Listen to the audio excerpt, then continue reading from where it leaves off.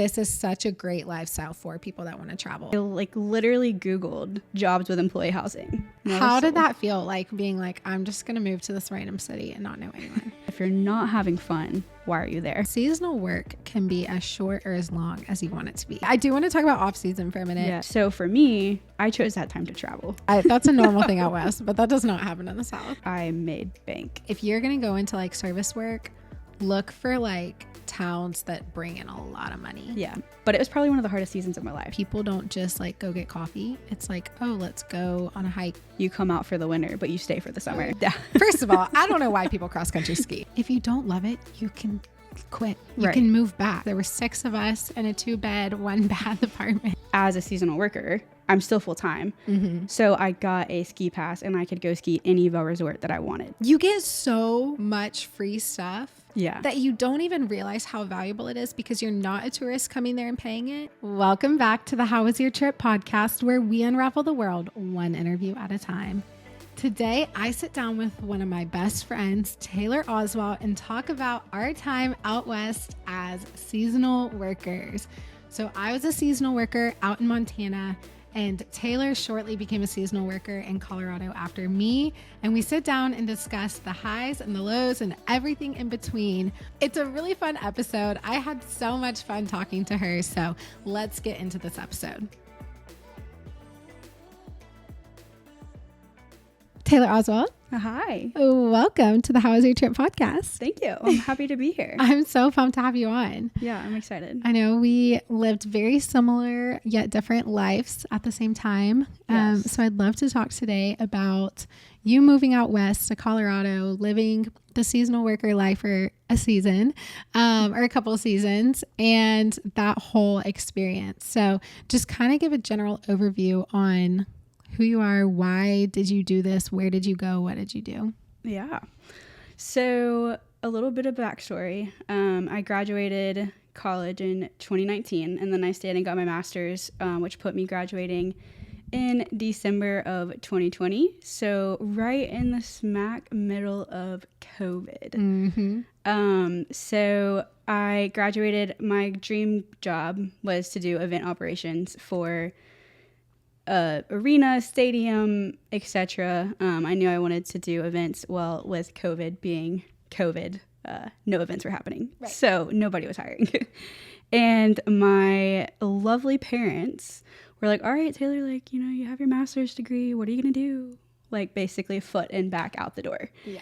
And so I like literally Googled jobs with employee housing. And also I like love traveling. And so I knew to like, I grew up in Alabama. I went to college in Alabama. So like my kind of first goal was to get out of Alabama. Yeah. And so, yeah, I like literally Googled jobs with employee housing just to see what would come up. Yeah. And that was like right after the new year. So like starting January of 2021. And a job came up in Keystone and I was like, I could probably do this.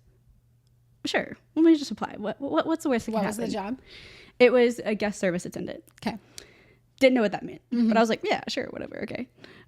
So I applied on like a Wednesday. They emailed me on Thursday for an interview, set up an interview for Friday, and then offered me the job on the spot.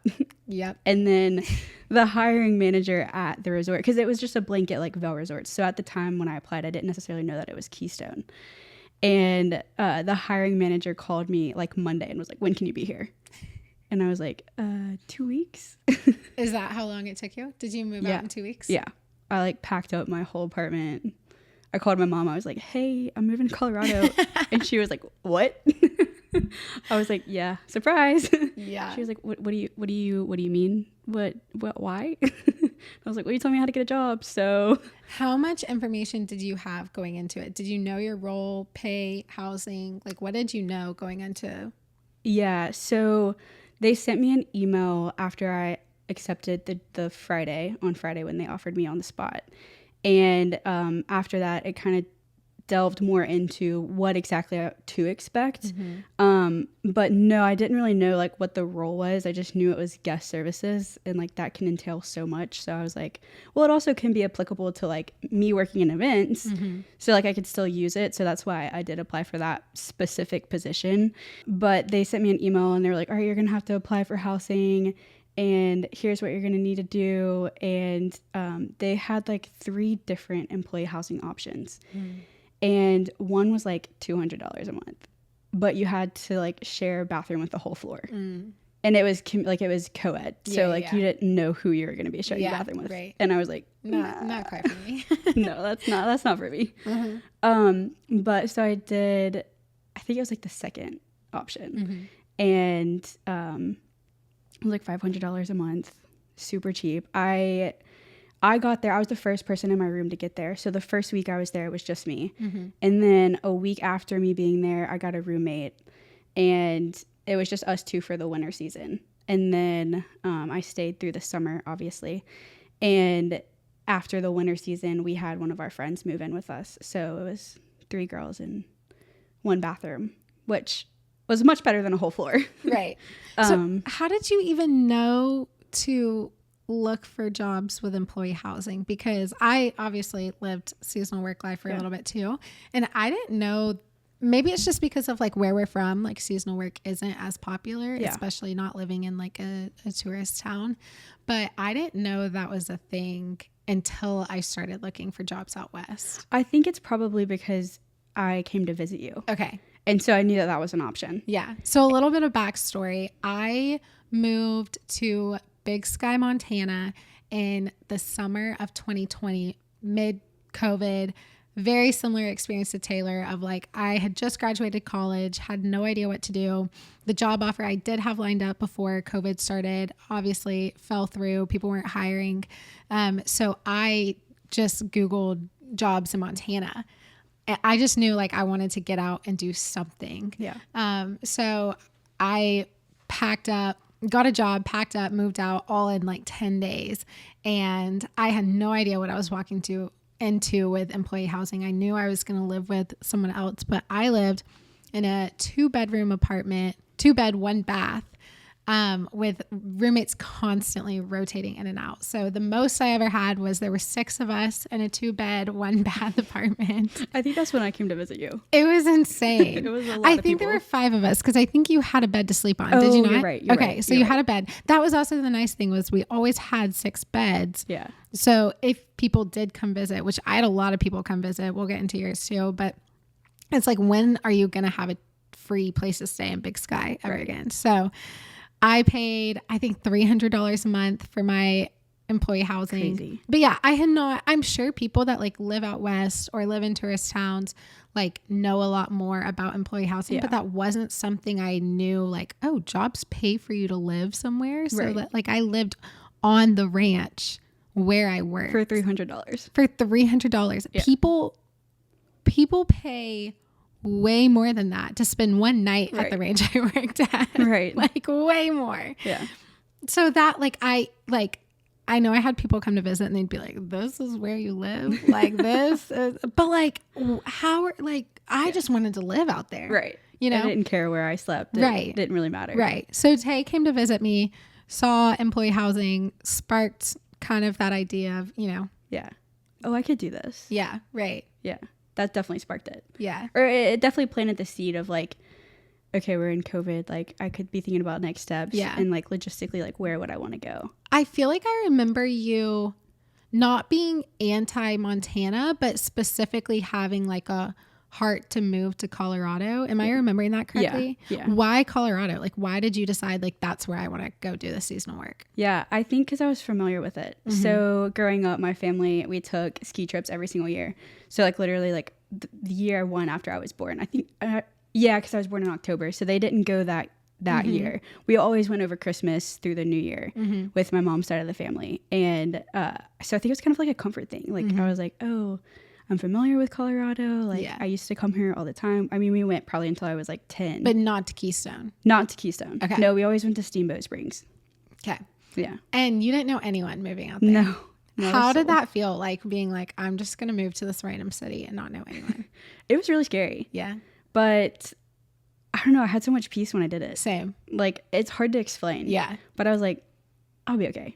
I think it was just COVID was like such a time of like, everything is so short. Yeah. And also, this is what I told a lot of people when doing seasonal work, and I might have told you this, like, if you don't love it, you can quit. You Right. can move back. Exactly. Like, that is the nice thing about seasonal work, is it's like not forever. Right. Okay, let's give like a general definition for people that like are like, what are you guys even talking about? I know we kind of just jumped right in. Right. Like, people think that jobs, especially in America, people think jobs are like forever. Yeah. What would you say is a seasonal worker? Temporary full-time Yeah. job. Yeah. Right. That's another thing I feel like people don't realize. Like, it's still your full-time job. Like, Yeah. I'm still like, that's my full-time job. Yeah, like It's I just still worked 40 hours a week. right. I'm just not committing to working here for the next 40 years of my life. Correct. Like, you know, and they don't expect you to. No. That's the great thing about seasonal work. Yeah. So did you have the same job in the winter and the summer? No. Okay. What job did you have in the winter? And then what did you move to in the summer? Yeah. So when I got there, I guest services, which basically entailed a couple of different things, but ski check was one of them. So basically, like, a guest could come. We were right by the gondola, so it was at the base of the town. They could come, check their skis, go eat lunch, and not have to worry about like lugging their skis through the little village, through the town. And it would just be right at the base of the gondola. And we did, it was like $5. And then if you ended up storing them overnight, I think it was like $10 or $15. Because you could also do that. That was an option, was to drop your skis off when the mountain closed and then come first thing and pick them up, so you didn't have to carry them all the way back to your hotel room. That was one of the jobs. We had 2 locations of that because there was like 2 gondolas basically. And then another one was basically just being like a greeter. Like, nice. we would like stand at, like, we called it the T. Yeah. Because it was kind of close to the ski check, but like at the base, like once people got through. And literally just like full of information of like, where should I go eat? Yeah. What's open? What's good? What runs are open today? Where did they groom last night? Like all those kinds of things. And yeah, Did you enjoy it? I did. Okay. I did. Yeah. I didn't like, sometimes it was like very mentally draining. Yeah. Having to be on for like, Yeah. because I mean, we had to get there. I mean, our call time was like 7 a.m. So what were your hours? Yeah, I ran from like 7 to 4 pretty much. And you worked 7 to 4? Yeah. Okay. And we Did you got, get any time on the mountain then, the days that you worked? you could, but like we technically got an hour lunch break. So Okay, so you could go get a couple runs in if you wanted to. if you wanted to. Yeah. Did you? No. Yeah. No, I mean, 'cause- I'm like, when you're drained Yeah. during work. Well, and also like we worked the weekends a lot, and like that's when the mountain is the most busy. Yeah. So like my off days were normally like Monday, Tuesday. Okay. And so it was like, if I was going to go ski, I didn't want to like wait in a line. It sounds so crazy to say, Right. Yeah. but I'm like, the lines in the weekends were so much longer. And I was like, you really could only get like 1 run in that hour. Did you get a free pass? Yeah. Okay, that's so nice. Oh, I got it was- like a locals discount living in Big Sky, but I didn't get a free pass. I can't remember if it was a locals or a service worker. I think it was a local discount, but I definitely didn't get a free. But I didn't work for the resort. Right. That's so cool. No, that was probably the biggest perk. And It was Icon? no, it was Vail. Vail, yeah. Yeah. But I won't say that Vail Resorts is like the greatest company in the world. Especially like everything that's going on right now. Yeah. But I will say like one of the really big perks about Vail was, as a seasonal worker, I'm still full time.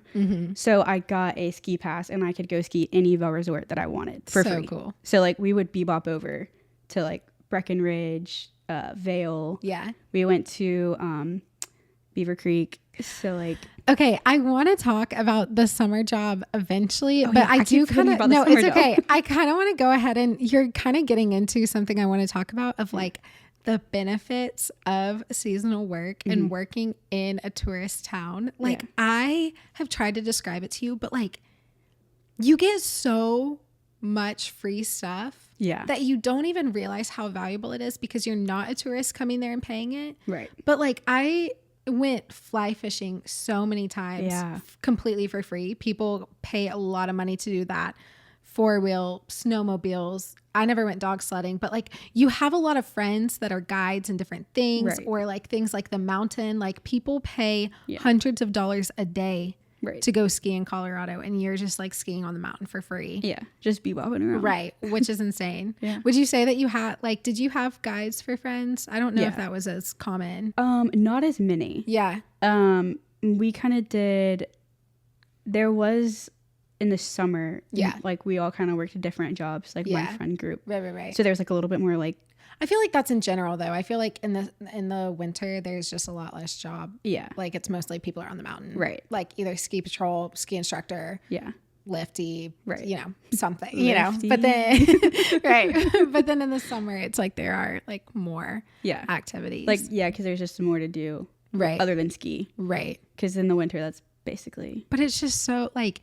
But I did have a couple of friends because we had a tubing thing like at the top of the mountain. Oh, yeah. Remember, because we were supposed to do it. But I did do that a couple of times and that was really fun. So what was your summer job? My summer job, I worked at a tiki bar on the lake. And it was so fun. Yeah. I met so many fun people. That is awesome. Yeah. What did you do? That technically like a bartender / server. Why did you switch jobs? They didn't really have, I could have done like the same similar role at Breckenridge. During the summer.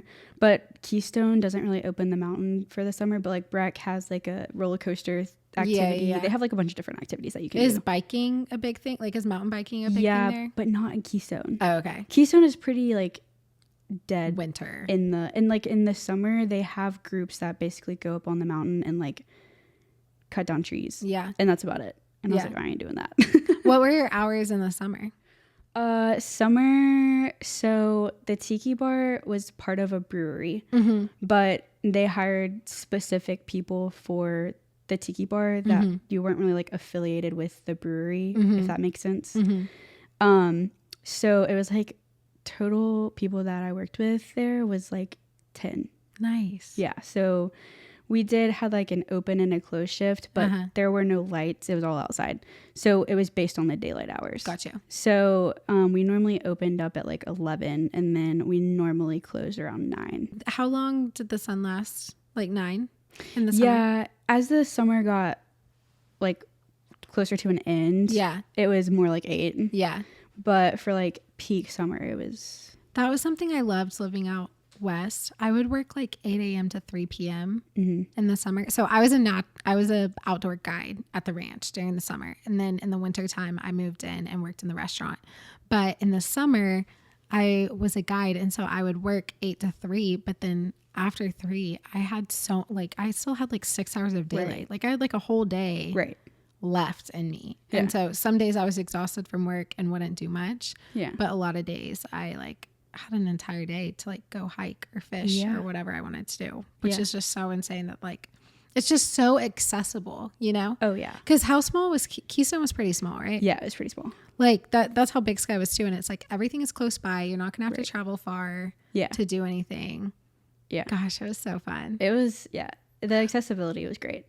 And also, like, when I would work, too, if I got off at, like, 4, because that sometimes would happen. Yeah. I still had, like, 5 hours of daylight. Right. And so I had a couple of guy friends that worked at the golf course. Nice. And so they'd be like, I would be like, yo, can I come play, like, the back 9? And they'd be like, yeah, sure, come on. That's another thing. It's like golf passes. Like we had a course in Big Sky too. I don't think I ever paid for it. Like I just had friends that could get me, like everyone knows someone that can get you something. Right. And we're all service workers and everyone's trying to help people out. Like with my outdoor guide job, like I would help people, you know, I would take people on the ropes course or archery or hikes or whatever they wanted to. But it was just like, okay, you want to do this? I've got a friend that can do this. And like, it was just so cool. So everyone knew everyone, which was really nice. Yeah. Big Sky population is only like 2,100 people. Do you know what Keystone's was? I should have looked it up. I don't think there's very many locals in Keystone. Yeah. Because Dillon is technically like the closest town. And I think Dillon is probably close to about 2,100. 995. Oh, wow. 995 people that actually live in Keystone. 900. Dude, that's I knew wild. It was small. So that's like half the size of Big Sky. Yeah. Keystone was small. It was like literally like a road. Did you make a lot of friends outside of your work, or were most of your friends through your work? Through work. Yeah. Most of them. I think I started that way. And only my friends, like I only made friends with people on the ranch. Yeah. We went out every single night. Yeah. Which I know you did a lot in Colorado too. Like people try to like tell me like how worried they were about my living conditions. But like you were never in your room. No. Ever. Right. Like that's why it didn't matter where I slept. Right. I did not care where I went home to sleep to because like I was either working or playing. Yeah. The entire time I lived in Big Sky. Right. And our groceries, I don't know how your groceries were. Our groceries were way more expensive than going out to eat. Yeah. So like I think I could count on one hand the entire, like I lived there for a year and I cooked maybe 5 times. I cooked a decent amount, but there were definitely times where I was like, I could just go to this restaurant. Right. And it's probably about as expensive. Right. And then also you like make friends with. Right. So that's what I was going to say is like, I very quickly became someone in town that like would get the text of like, what's the move? Like I did not live there long enough to be the what's the move girl, right. But like I never was home. I was always out. Yeah. And I think, honestly, that it really helped my sanity to make friends with people that I didn't work with. Cause like we all worked on the ranch. We all lived on the ranch. We would play on the ranch after work because there was activities and the restaurant and the bar and like everything is on the ranch. And so I think it became really apparent to me, like I need to make friends with people that I don't work, live and play with 24/7. No, that's fair. But I think that we have more, like we have the resort and a couple ranches and people that work in town. And so I think that there might've been more options for me to do that. Yeah. It sounds like Keystone. Small. It's really just the resort. Yeah, basically. That's pretty much it. What would you say was your favorite part of living in Colorado? Oh, that's a hard question. Mm-hmm. Probably how active the lifestyle is. I mean, everybody there is just so down to do anything. In the winter, like you're down to ski. Like you're on your off days, like you're not just sitting around. Like you're going and being active. Yeah. And people kept being like, yeah, skiing is such like a hard workout. And I was like, I mean, like, but like it is. Yeah. Like it's like a like legit, like you're actively working when you're skiing. I feel like we can both say, well, I can't speak to you, but I think so. I can say the best shape I've ever been in my life is when I lived in Big Sky, Montana. 100%. Right? Okay. Because you were active every single day. Oh, yeah. Regardless of your job. My job definitely helped because I was hiking anywhere between 2 and 14 miles a day. Yeah. For the summer. Right. But even in the winter, like I was still boarding so much that like it's a workout. Yeah. And my roommate was a cross country ski instructor. And like that, first of all, I don't know why people cross country ski. I don't either. Did you do it? No. It is literally just running on ice. It is literally running on ice. Yeah. I don't know why people do it. No. But I like did that a few times because it's free. And you're like, our ranch was like the #1 cross country ski place in the world or something. I don't know. That's kind of cool. Yeah. So I'm like, why would I? Like, I need to. Right. Like, people pay a lot of money to do this. Just to do this sole activity. Right. No, I don't know why people pay to do that. Truly do not. But anyways, yes, lifestyle, great shape. And then, in the summer, like we would just like look up a hike and be like, yeah, let's go do that tomorrow. Right. Right. And like, hike 14 miles. Yes. If I tried to hike 14 miles right now, I don't know what I would do. No, I think I would die. And like, I literally used to lead them. Like that used to be my job. Like every day. Every day. Right. It did not matter how tired I was. It didn't matter if I was in the mood. Like you had to. Right. My guests are there. I need to do it with a smile. Right. I was going to say a very similar thing of like, something I realized very quickly there was like, people don't just like go get coffee. It's like, oh, let's go on a hike or let's go on a ski. Let's go fish and chat. Or it was just such a let's different. Go on a walk by the river. Yes. It was such a different mentality. Maybe part of it is like all of us live in employee housing. So it's not like we have like this great place to hang out. But like some of my friends did have houses. And like, that's a big thing to note too, is seasonal work can be as short or as long as you want it to be. Right. Taylor and I were both seasonal workers for 2 seasons. Right. You were for what, like 8 months? 9 months. And I was like 10 months. So like, shy of a year. Right. But people out there do it for years and years. Yeah. I've met people that have been there for like 20 years. Yeah. Which it blew my mind. Right. Same. I'm like, this has been your life forever.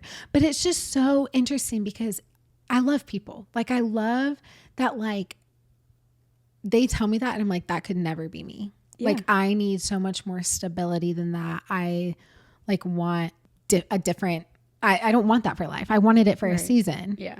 I didn't want it for life. And then there's people out there that like, this is what they want to do for life. And they're like, your life is so not what I want. Right. Which is so cool and just so interesting. Yeah. No, I agree. Yeah, I met people that had been there forever, and they came out there not with the intention of staying forever. And then, like, fell in love with being out there as a seasonal worker. Yeah. And were completely content. Yeah. I mean, like, had, like, MBAs. Yeah. And we're completely content same. with, like, no, this is my life. I love this. I love doing this year in and year out. Yeah. And to them, like, they wouldn't want anything else. Did you meet people that do seasonal work, like they bop around, or were they mostly people that stay in Colorado?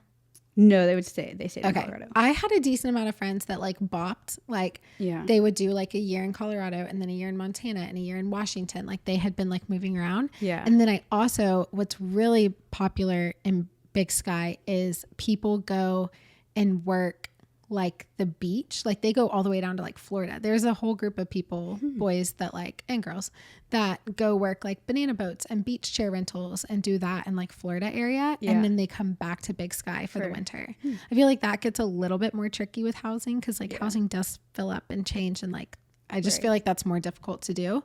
But there were a decent amount of people that like work in the winter in Big Sky. But honestly, I love the summer in Big Sky. I would not like, I know.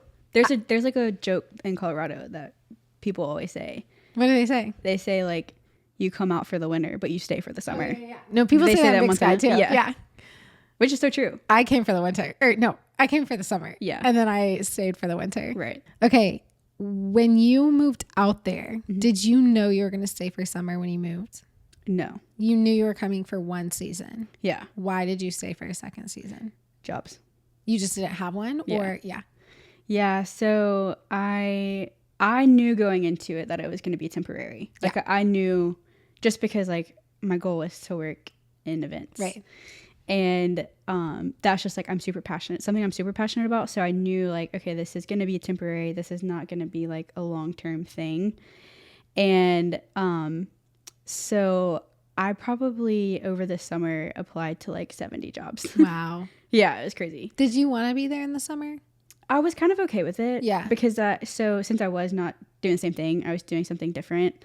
I was like, oh, this will be fun, like a new experience. And also like so many people kept being like, you have to stay for the summer. You have to stay for the summer. Yeah. Like, you got to experience the summer in Colorado.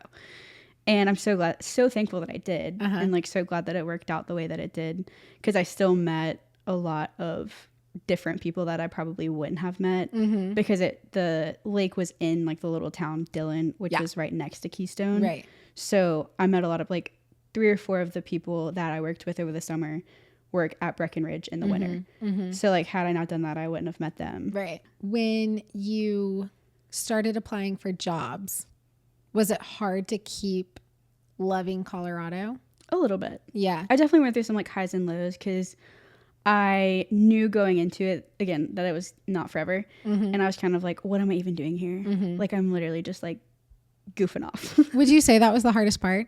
Like, what do you think was the hardest part about living in Colorado? It was hard. Yeah. I mean, I know we're kind of making it sound like glamorous right now. Yeah. But it was probably one of the hardest seasons of my life. Yeah.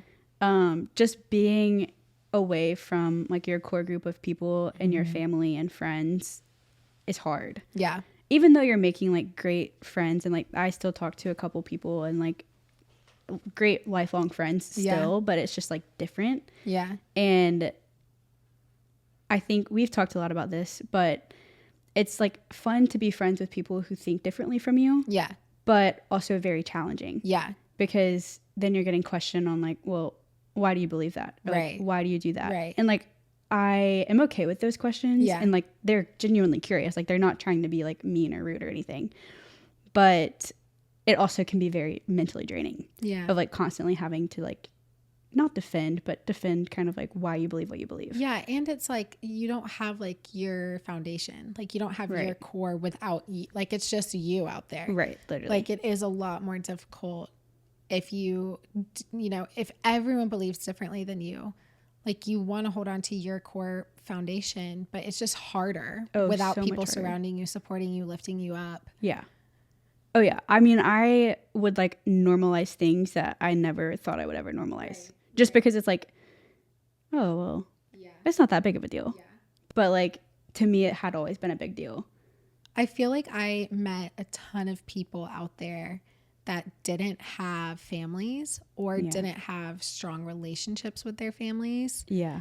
And I'm not saying that was the case for all of them, but I had a really strong relationship with my family. And so it was so difficult. I didn't think it was going to be that difficult. I've traveled my whole life. I studied abroad. It was very easy to leave my family, but it was very different living somewhere. Yeah. And then living somewhere so far away that like there's not an easy way home. And so being away from family was a really, really hard thing for me. Yeah, like it was so much harder than I thought it was going to be. Like I was like, oh, I'll be fine. Right. And I was fine. Yeah. But my mom and I always joked, we were like, see you in 2 weeks. Right. And it just became this like ongoing joke. I think when I was out there though, like I only came home twice in those 9 months. You weren't gone for the big holidays though, right? No. You 4th left of July, right after Christmas. But yeah, no, not like, Christmas. You missed like Mother's Day, Father's Day. Yeah. Were those hard at all? I don't know if your family like. A little bit. Yeah. I mean, I think that was probably the first Mother's Day that I didn't spend with my mom. No, that's a lie. COVID. I didn't spend COVID with her. But it still was like, it was still hard. I missed Thanksgiving. I had to go back right before Thanksgiving because off season. We can talk about off season in a minute. But I missed Thanksgiving. And then I flew home for literally 36 hours to spend Christmas with my family. I remember that. And I just remember being like, I don't want to go back. Yeah. Like, and at that moment, I should have just quit and come home. Yeah. Like, that is the one regret I have being out there of like, it was supposed to be temporary and it was supposed to be on my terms. Like, I was out there for me. Right. And I'm like, why did I feel like I couldn't leave? Like, I do think you can get, like, you've got to keep the mentality of like, this is as temporary or as long term as I want it to be. Yeah. And I feel like I tried to give you that advice before you went out did. there of like, you can always go home. Right. But like, go home if you want to go home. Like, don't stay out there. It is hard though. Like, as like, we were both like very newly adulting, like had just graduated school. Like, we felt like that was what we had to do. Like, you have to stand on your own 2 feet. Like, you can't just go home and figure it out there. Like, you've got to figure it out here. Yeah. And so I would give that advice to anyone is like, okay, remember it's short term. If you want it to be short term, if it's not fun, then honestly, why are you out there? Truly. Like, it's not like the pay is balling. Right. I'm not gonna lie though, I did ball out a little bit at my tiki bar job. Okay, I was like, as I was saying that, I was like, in my head, we need to go back to pay though. Like, we truly do. Do we just want to talk about pay right now? We can, if you want to. Let's talk about pay. I mean, unless there's anything else you want to address, and we're getting a little deep, but I know we did. I didn't. I do think like what you said is important. Like, we were painting everything glamorous, and it is so cool. Like, I love the seasonal work. Right. My life is so different now, and I couldn't go back to it in this season. But like, it was so fun. Right. But there's hardships for sure. There's hardships. Yeah. Like, as much fun as I had, I was equally like, this is hard. This is hard. Yeah.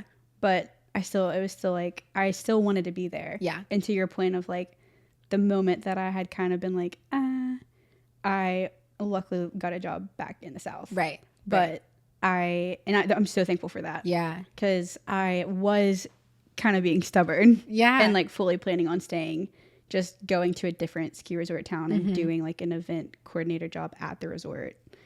And was fully set up basically to do it. I had like one more interview. And then I got the job in Atlanta. Okay, so pay. Yeah. You want to tell me about your pay? Yeah. Well, or just like money in general. Like, is this feasible? Is this financially, like, how do people do this? You don't have to go into like numbers. Yeah. No, I mean, like, you definitely have to be smart about it. Yeah. And like, there are lots of good benefits. Like, especially like for Vail Resorts, is like, you don't have to pay for a ski ticket. Like, that's pretty huge. But you're also not getting paid. I think I don't care, but I think I got paid like $16 an hour. Okay. Yeah. Or something like that. Yeah. Like, it wasn't like I was making bank. Right. Rolling in the dough. Right. But, I mean, employee housing was pretty cheap too. So as long as you like were smart financially with like, okay, here's what I can and can't do. Yeah. Then it was okay. But I got really lucky in my tiki bar job in the summer.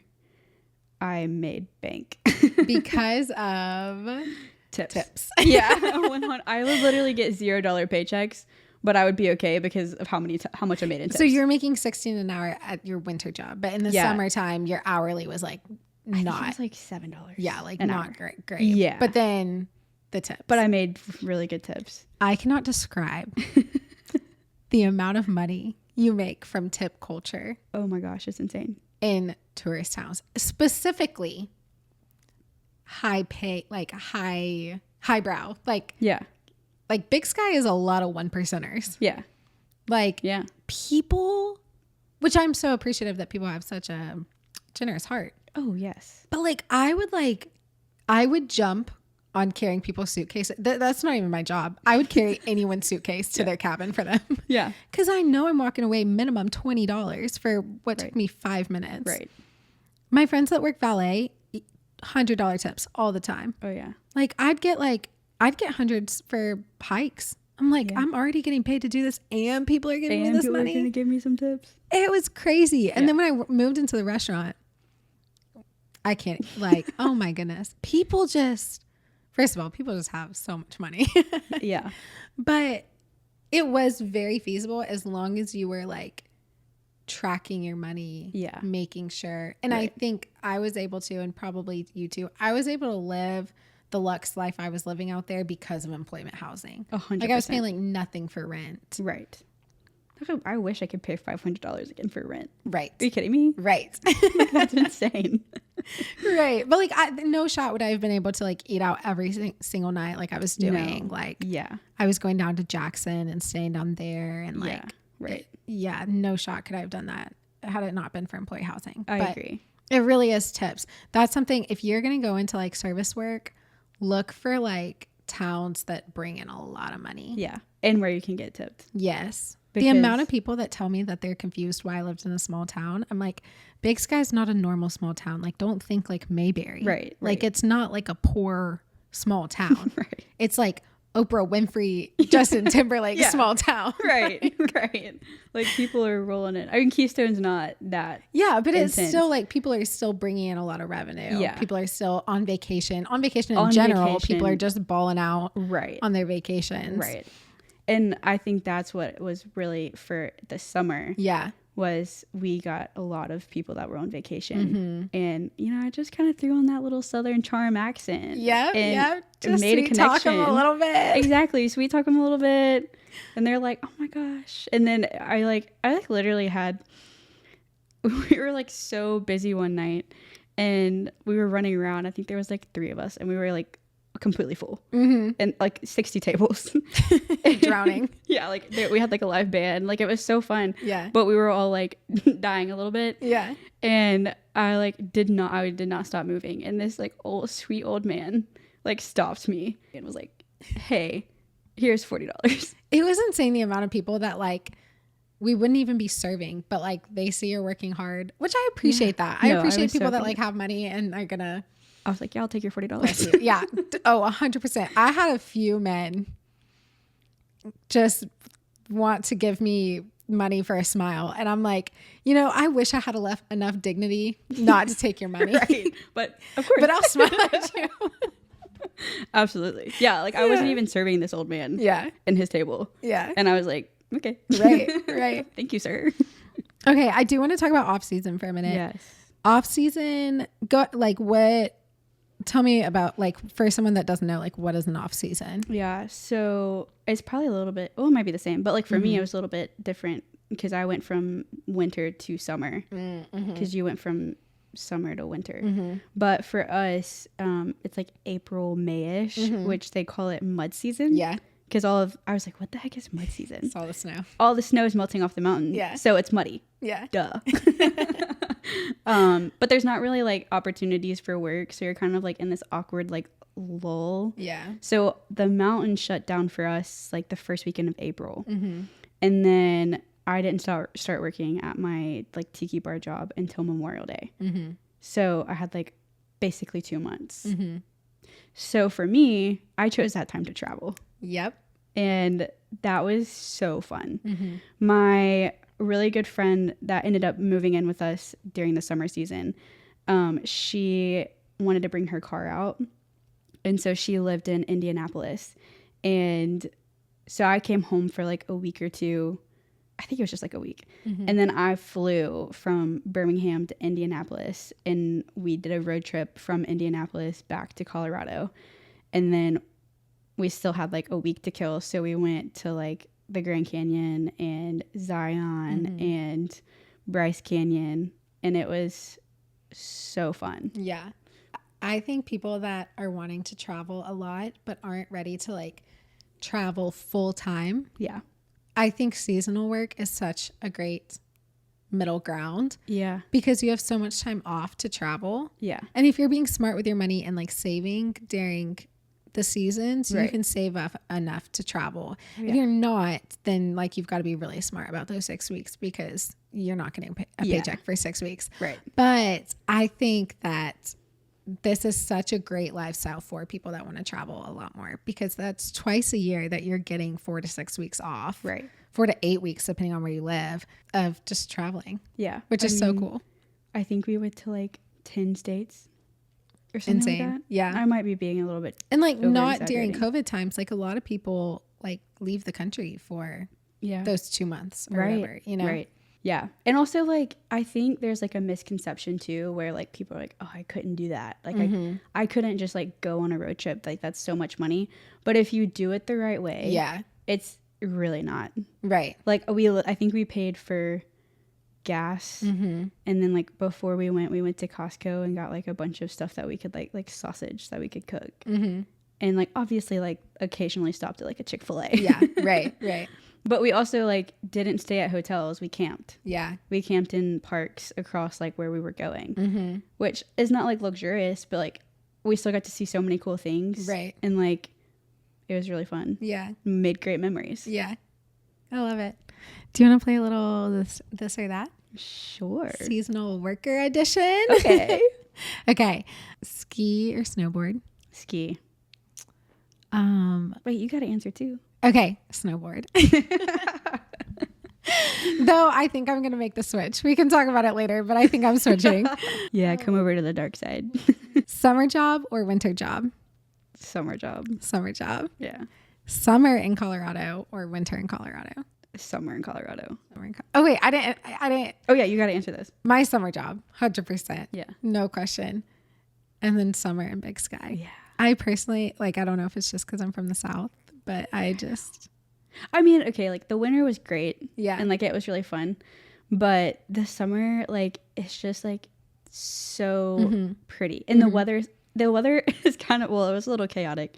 It started hailing on us one time and it was like the middle of the summer and I was like, what is this? Yeah, that doesn't happen in the South. That's a normal thing out West, but that does not happen in the South. No, I was like, where did this hail even come from? What do you mean it's hailing? Employment, housing, or finding your own? Employment. Taking your car out there or not? That's a good one. I loved having my car out there. Yeah. That's something we didn't really get into, but a lot of people like don't take their car. They leave it at, if it is like a short-term thing, they leave it at a more permanent location. Yeah. Well, that's what Kayla did. Yeah. And then we went and got it. Yeah. Because she was like, wait, I wish I had my car. I made a friend before I moved out there. I texted with my future roommate and she moved out like 3 weeks before me and she was like, bring your car. I did not and I regret it. Yeah. I mean, like getting out there it took like 3 days. Yeah. Right. But it was so worth it. Right. Totally. Do you have any this or that's? Hiking or fly fishing? Hiking. Yeah. I love fly fishing, but hiking. I don't actually know how to fly fish if I don't have someone with me. Yeah, that's so fair. But I can hike. Ooh, Colorado sunrises or sunsets? Ooh. Oh, that's hard. I'll say sunsets. I know my answer is sunsets because I was never up for a sunrise. Yeah, I was only up in the winter for the sunrise. I was up way too late every single night to get up for a single sunrise. Real. When the sun doesn't even set till like 9:30, then I'm up. No, I'm not up for that sunrise. I know. Well, I know it came up pretty early, like 5:30. So for anyone who would want to live this life short term, more so as a way to travel more, what kind of advice would you give them? I think you have to be smart with knowing what you're making and then knowing what it's going to cost to travel. Yeah. And then also like be smart about your travel, because there are super cheap ways to travel. And a lot of people forget that. Like, you don't have to stay in the nicest hotel. I mean, if you're okay with camping, like camping, it was like $10. Yeah. And then split between two people, that for a car, split between two people, that's $5 to camp at like a little park. Right. And anyone who wanted to go into seasonal work, what would you like tell them? What advice would you give them? I would say probably go in with an open mind. Like, don't set expectations of what you want it to be. Yeah. I think going with the flow, having fun is the most important part. If you're not having fun, why are you there? Right. Don't try to go in with it being like, oh, I think it's going to be this exact thing. Yeah. Because it's probably not going to be. It's going to be a little bit different than what you're expecting. Right. Where to next for Taylor Oswalt? Ooh. Africa, actually. Yeah. Where in Africa are you going? Kenya. So fun. I know. I'm actually like super pumped because I've been trying to go for a while. So fun. Africa, here I come. Awesome. Well, thanks for coming on the podcast. Thanks so much. Okay, guys, I hope you enjoyed that as much as I did. It was one of my favorite episodes to date, to sit down and reminisce on my time in Montana and Taylor's time in Colorado, and get to know more about her story out there as well. If you liked this episode, let us know in the comments below. Please follow, subscribe, do all the podcast things so that you will be up to date with our next episode. So definitely be following along on Spotify, Apple, YouTube, all the places you can listen and watch podcasts. All right, guys, I'll see you guys in 2 weeks. Bye.